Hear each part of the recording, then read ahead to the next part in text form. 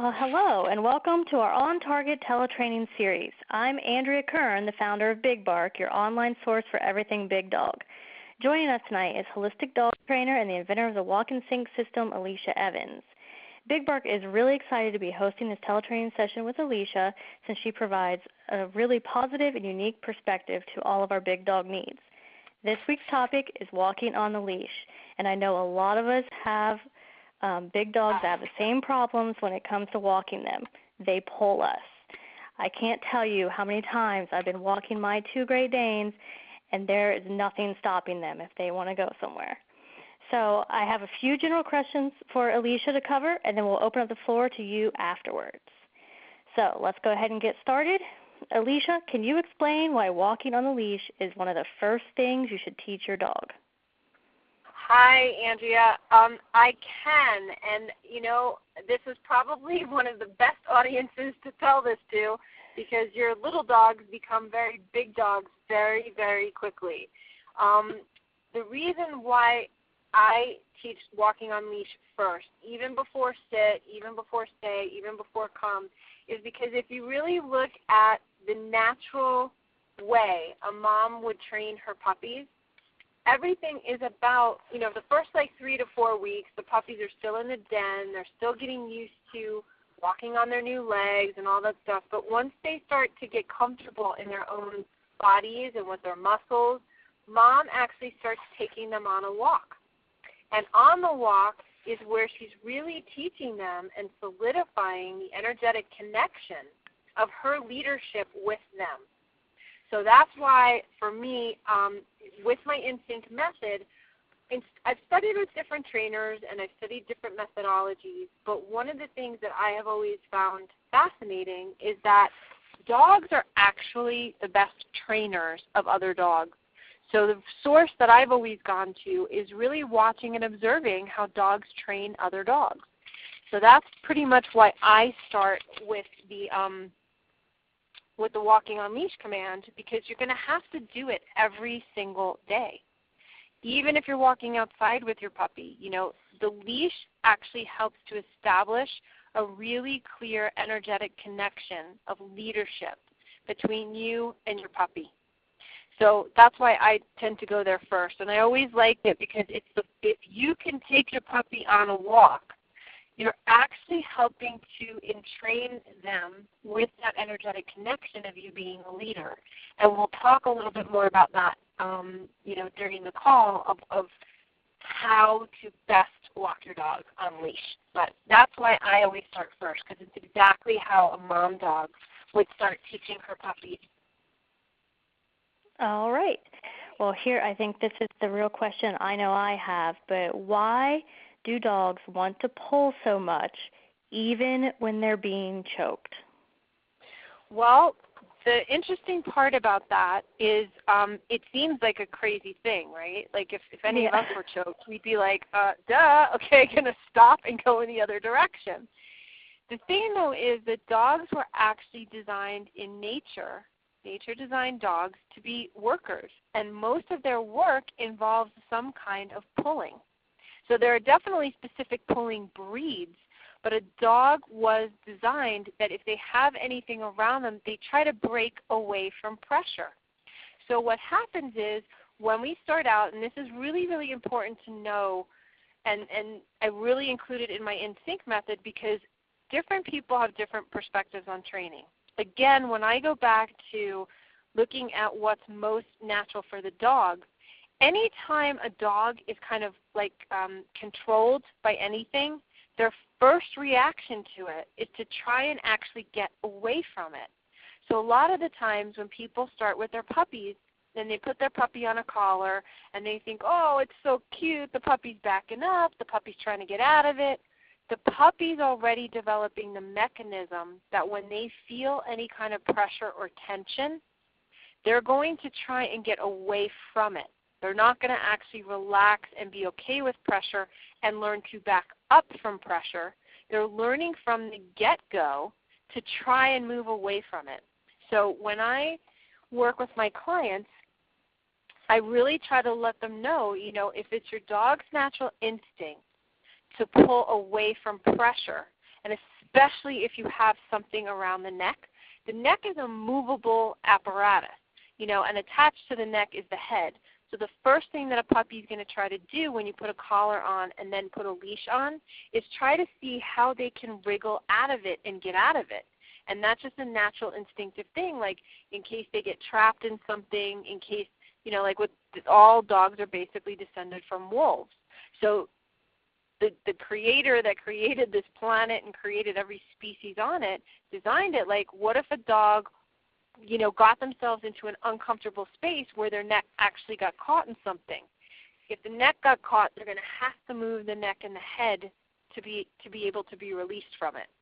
So dogs will choke themselves, especially if they learn when you're walking your dog or you're walking your puppy, if you allow that puppy to lead you, okay, and their job is to pull, and you land up going with that puppy when they start pulling, they're actually not trying to pull to choke themselves. They're pulling to try and get away from the pressure because they haven't realized that backing up is what you really want them to do. Because what happens is when you put a collar on a dog's neck, think about if you just put, the side of your index finger on your throat, even just a little bit, within a couple of seconds you're going to start to lose oxygen to the brain.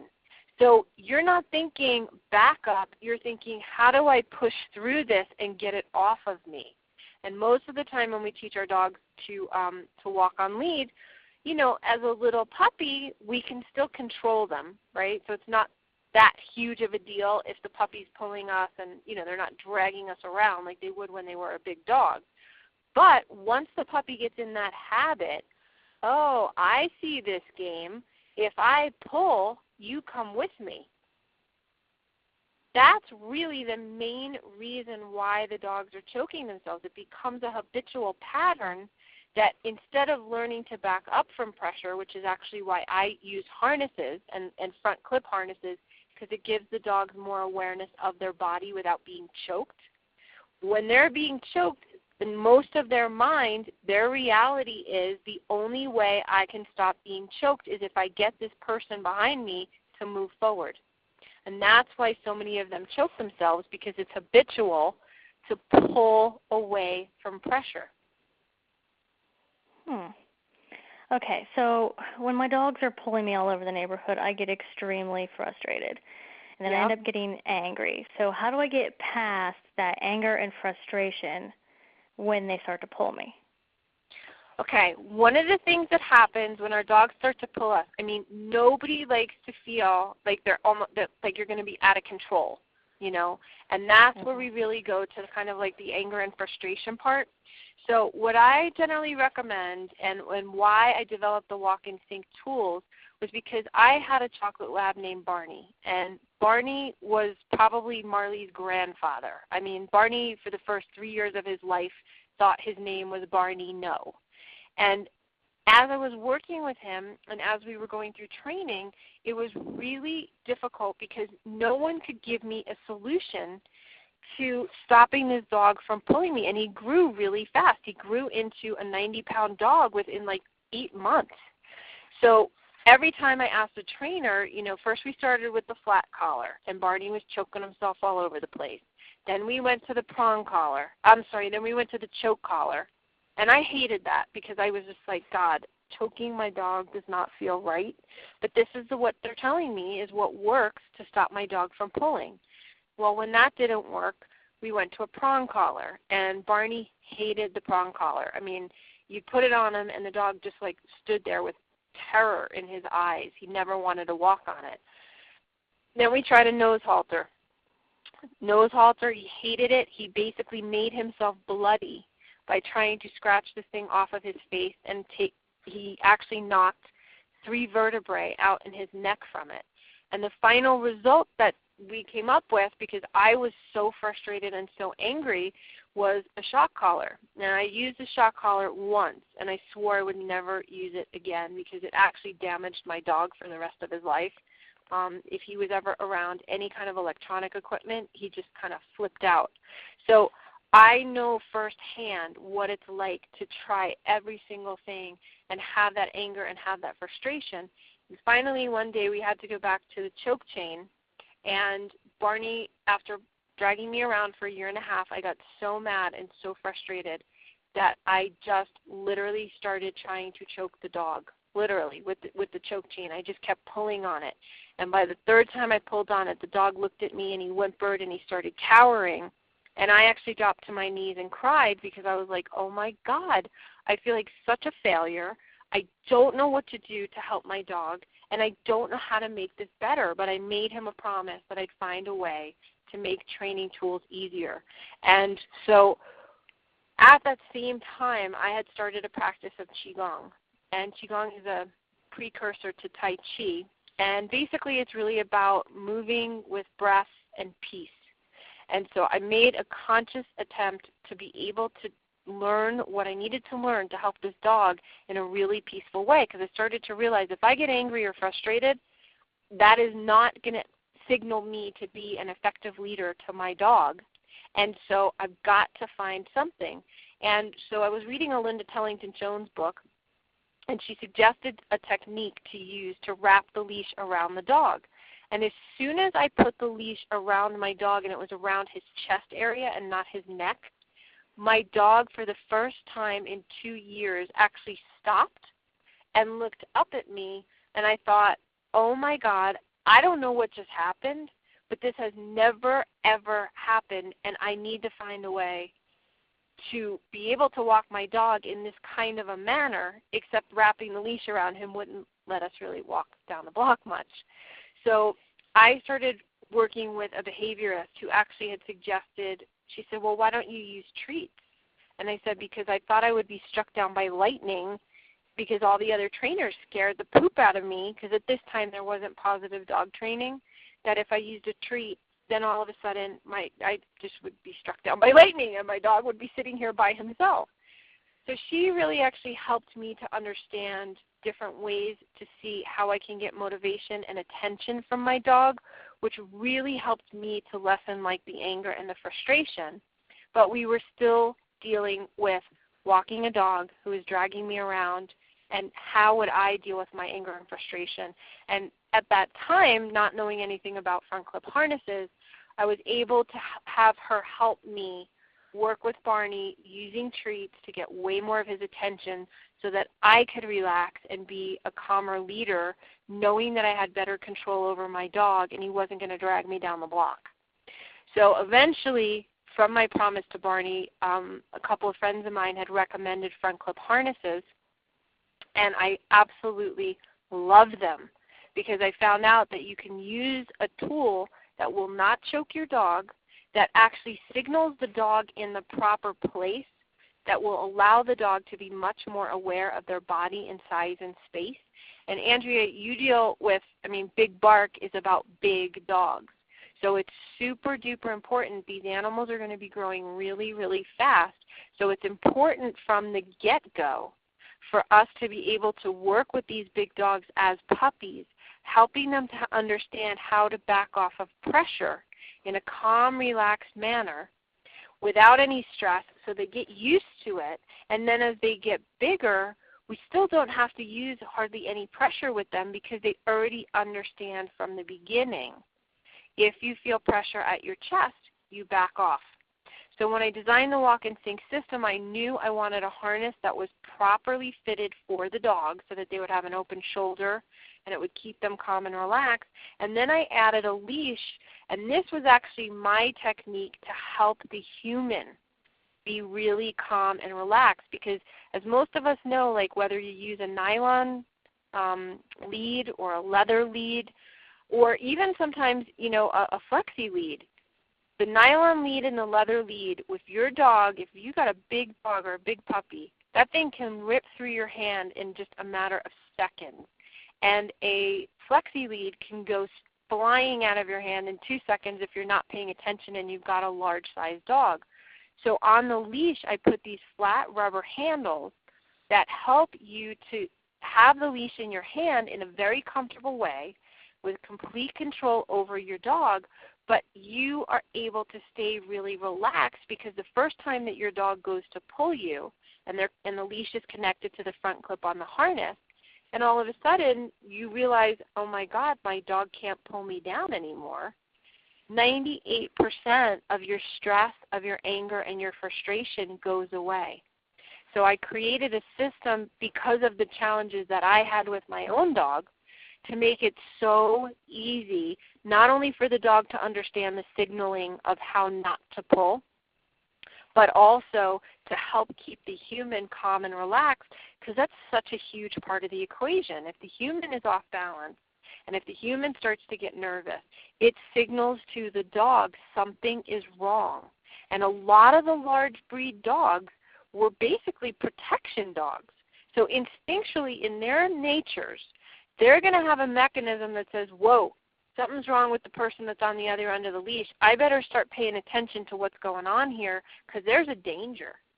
And so when I combine these two pieces and I realized that, my God, when somebody gets pulled and they can stay calm and relaxed, it changes the dog's behavior in just minutes. And so it allows you to be able to walk your dog with ease and from a place of being a calm, authentic leader, because you know from the tools that your dog is actually totally listening, totally tuning in, and totally responding.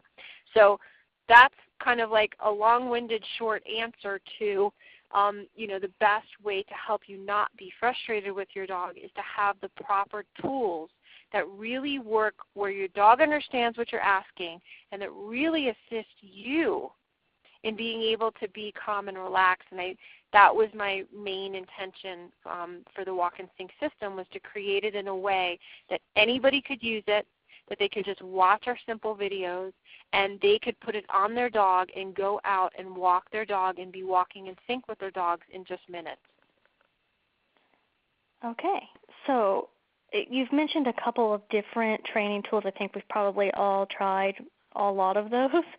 So if you can just go through some of the safest ones to use for training and for walking. Great. Well, here's the thing. I always recommend a collar on your dog. It must have its tags on. And a collar is going to be the thing. It's highly unlikely, like, should your dog get lost.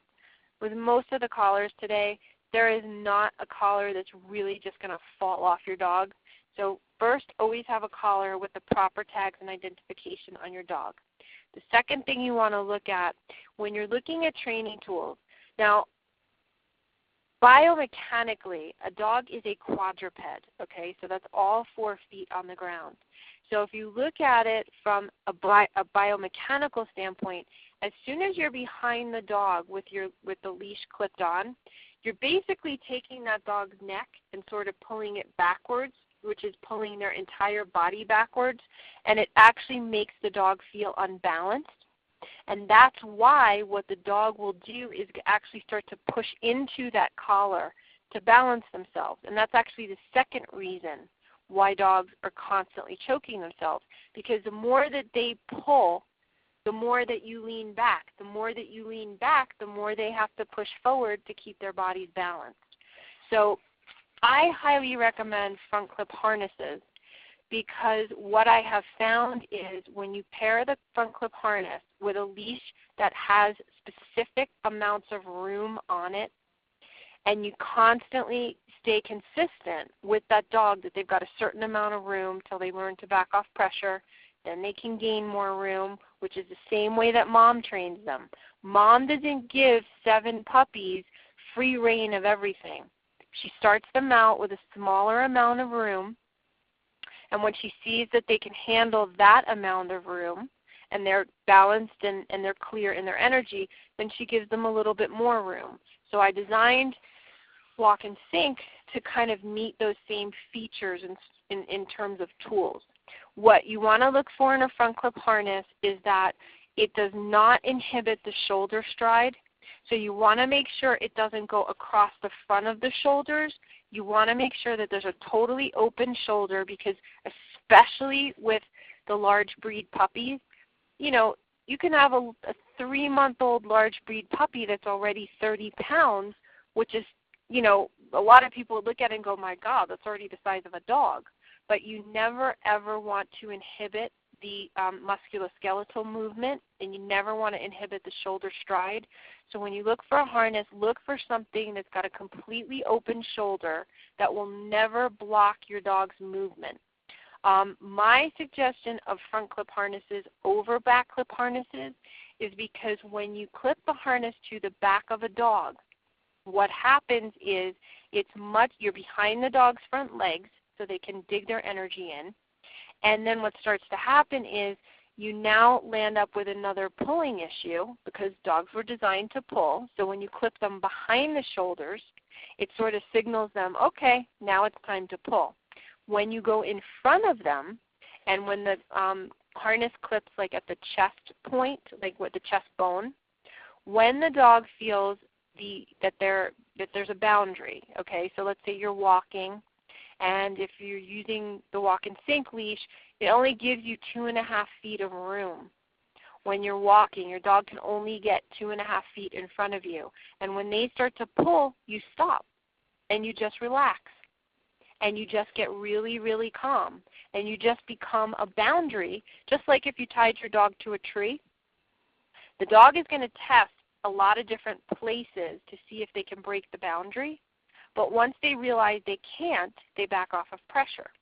So I designed it so that you have the ability to set a clear boundary without having to correct your dog. You allow the dog to stay on the boundary till they make the choice to back up. And when the dog is choosing to back up, then all of a sudden now the dog has changed its mindset. When you're constantly correcting a dog, what happens is the dog learns to either wait for a correction, they feel the correction and it interrupts the behavior, but it doesn't necessarily change the behavior. And, you know, just to also address the last question of people getting angry and frustrated, that ties in a lot to that, because if you're constantly correcting your dog and they're not doing what you want them to do, it is a source of anger and frustration for humans. So I would look for something harness-based that clips at the front, that has a totally open shoulder, and whatever leash you decide to use, you can put knots in your leash. You can use the walk and sync leash, which has the handles on it.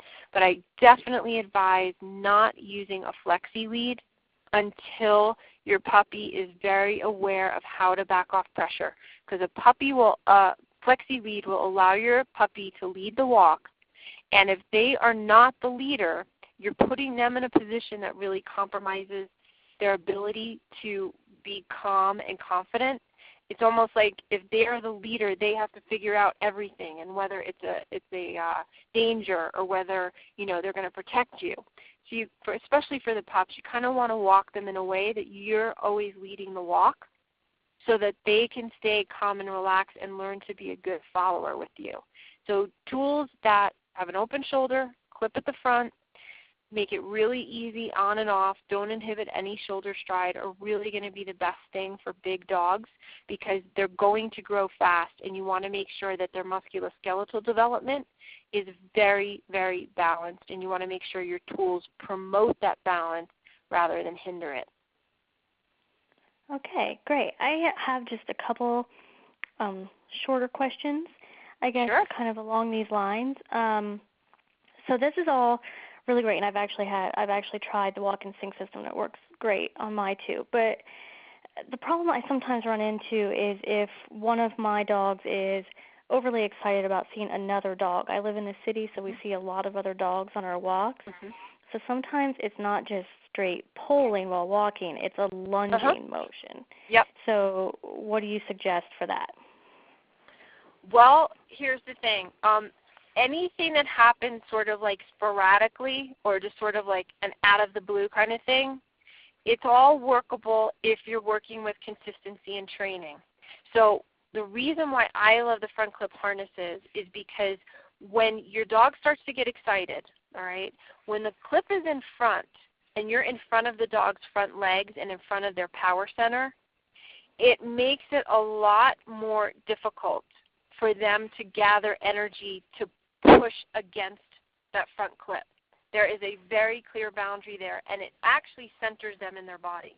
Now, the reason why I did my leash is because when you have a dog that starts to get very large, and that dog only has like 2.5 feet of room, there's a lot less torque on 2.5 feet of room that a big dog can actually garner than if, let's just say, your dog walks well on leash and on the collar, but every once in a while they lunge. If a large dog or a large breed puppy lunges at 6 feet, that can easily pull you off your feet. So when you want to use a tool where you're going to be able to be consistent even when you give the dog a shorter amount of room on the leash. And you're going to want to take that dog, you're going to want to walk them around all kinds of places, see what they react to, see what they do, so that you can continue working with them on a consistent basis, that when they have a clear boundary, then all of a sudden they're able to actually calm themselves down. So there's a lot less stress that happens when you stay on consistent walks, only giving them a certain amount of room, and if they start to get excited, just keep walking. Like, don't let the dog stop. Don't let the dog start jumping around. Just keep walking through it, and really quickly you will address that problem and help your dog understand how to harness their energy, so even when they do get excited, they can still handle it and not pull you all over the place. Okay, and one last question. I know a lot of my followers have had a hard time with retraining their older dogs to these the new positive types of tools and things. A lot of them are actually trying to use a combination of tools. I just wanted to get kind of your feedback on what you thought about that. When you say combination of tools, could you give me an example? Yeah, I know that I had a couple of followers who were trying to combine like a prong collar and a head halter kind of collar, like a gentle leader. And it seems counterintuitive to me to put two different things onto your dog, but that was working for them, and I just wanted to see what you thought about. Well, when I work with any dog, and my instinct philosophy through the instinct method is really mostly about teaching a dog to harness their energy to really unlock the greatness in that dog. So if there are things going on where, the dog is out of balance, and it's even with the prong collar or even with the nose halter or the combination of the two, that you're having to sort of up the level of the tool, because that's what I was taught with Barney. First was the flat collar, then it was the choker, then it was the prong collar, then it was the nose halter. And each one of those things, I got to actually see why they didn't work properly, because all of them were around the throat except for the nose halter. And the other thing was that they weren't teaching my dog actually how to harness his energy. They were tools that I used think about it, because what do those tools do? They're used for correction, right? So my dog learned that, he had to kind of get a little bit nervous and a little bit squirrely to figure out how not to do something I didn't want him to do, otherwise I was going to turn up the pressure.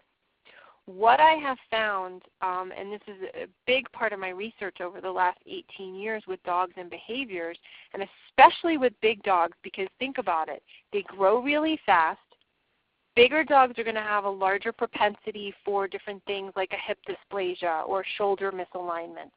So one of the things that I started to notice in my dogs that were lunging, that were aggressive, that were fearful, or that were overexuberant, is that they generally had something going on in their body, some kind of misalignment. It could have been a vertebrae out in the neck, could have been a vertebrae out in the mid-back, but because it was never addressed from the physical standpoint, and it's very easy for large dogs to get out of balance, like I always recommend chiropractic or body work for bigger dogs, because if you prevent a lot of the misaligned wear and tear, you have a dog that it's so much easier for them to function. So when I looked at, the tools, And I started noticing how quickly Walk in Sync was working. And I'm talking even like 140-pound bloodhounds that would just take off, and lunge. Put them on Walk in Sync, started walking them around, just did the 3 easy steps. It rebalanced them so fast because they had a place to recognize how big their body was in space and time. And the general philosophy is the bigger the dog, the harsher the tool. Now, I'm definitely here to say that's absolutely not the truth. As a holistic trainer, I work to make sure first I check the body. Are there any misalignments? Is the neck out of alignment? Are there any misalignments in the back or the shoulders or the hips that would kind of cause this dog to not be able to handle certain situations because it's too intense for them, for their body to handle that energy flow with ease when their body's out? So I always check that first. And then I'm looking for tools that are actually going to help my dog collect themselves. So, a prong collar, yeah, okay, you're dealing with a big dog, and it seems like it's the right philosophy that the teeth would go in like a mother's teeth, except a lot of the times they promote fear. It doesn't promote calmness, and it doesn't promote balance. So when I developed the harness and the leash to give clear boundaries, what it did was the dog never had to be in fear, ever. The dog just gets, hey, if you pull, I'm going to stop. And I'm not going to go anywhere. We're never going to go forward until you back up. And when the dog backs up, they actually start to make the choice to lower their own energy. So, it's really important to watch that mindset that says, well, the bigger the dog, the harsher the tool. I actually go backwards, and I say, wait a second, if you're having to use harsher tools, you got to know what's going on in your dog's body. So I'm a big believer in animal chiropractic, and I'm also a wellness practitioner, and I do a lot of work with rebalancing dogs' bodies at a distance. I do energy healing at a distance, and I'm able to get them back in balance, and we generally see like 90% of the behavioral issue goes away.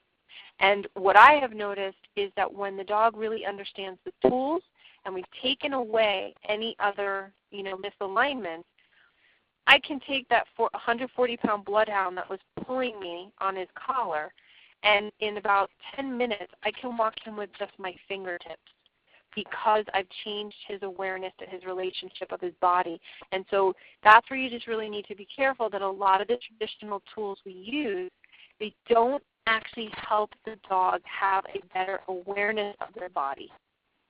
And that's the biggest factor that we really need to look at. And that's why I'm just such a huge proponent of harnesses, because I've seen how beautifully they work and how little effort you need to use to actually get the best result that you want with your dog. Okay, great. So do you have anything you'd like to add to our session this evening? Yeah, if you are interested, please feel free to check out the Walk in Sync system at www.walkinsync.com.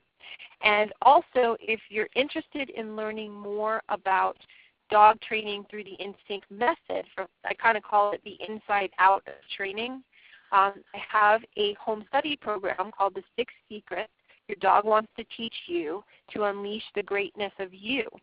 And that is also on my website, and it's a really incredible 7-series program that teaches you. I started to learn 6 secrets from the dog that I really found I was able to apply to every client, to every situation, and it's 6 very basic, simple secrets that the dogs always use with each other because I study them and I watch how they keep their pack in balance. And as I started to realize I was saying this over and over again, I really felt compelled to develop the home study course so that, it's sort of like training with me. You have all the tools, you have my book, you have the 7 CDs to listen to, and it really goes into the way dogs train other dogs from the inside out. And not only does it help with your dog, but it will help with your children. It will help with your work. It will help with, if you're running a business, it will help with all of your relationships. So that is also on the website under, I think it's right under Walk and Sync or the Get a Grip leash. But that is on our product section of the Walk and Sync website. And that is www.walkinsync.com. And the program, if you order the program, there are the training tools come with the program. So feel free to check that out. Okay, great. I think we're about ready to open it up to questions, but I just want to say please remember to visit Big Bark, which is www.bigbarkonline.com, and definitely check out our boutique because we have some great harness-style walking solutions. We do have the Walk and Sync in there, but we have some other stuff that we talked about tonight on there as well. So if we can take it off record so our followers can ask questions. Sounds great. Thank you, everybody, for listening, and see you in a second.